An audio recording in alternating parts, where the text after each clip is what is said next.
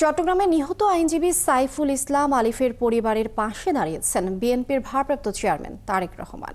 বৃহস্পতিবার বিকেলে চট্টগ্রামের চটেশ্বরীর বাসায় এক অনুষ্ঠানে আলিফের বাবার হাতে নগদ অর্থের চেক তুলে দেন বিএনপি জাতীয় নির্বাহী কমিটির সহ সাংগঠনিক সম্পাদক মীর মোহাম্মদ হেলাল উদ্দিন।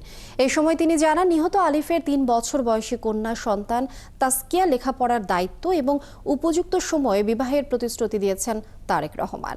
গত ২৬ নভেম্বর চট্টগ্রাম আদালতে ইসকন নেতা চিন্ময় কৃষ্ণ দাসের জামিন শুনানিকে কেন্দ্র করে পুলিশ ও তার সমর্থকদের মধ্যে সংঘর্ষের সময় সন্ত্রাসীদের হাতে খুন হন আইনজীবী সাইফুল ইসলাম আলী।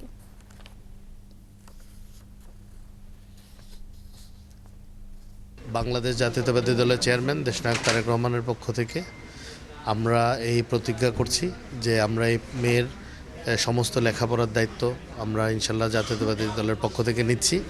ওনার বিয়ের দায়িত্ব আমরা ইনশাল্লাহ, যদি আল্লাহ সব হায়াতে রাখে আমাদের সকলের, ওনার বিয়ে পর্যন্ত এই সন্তানের দায়িত্ব আমাদের নেতা জনাব তারেক রহমান সাহেব, আমরা ওনার পক্ষে আমরা গ্রহণ করছি।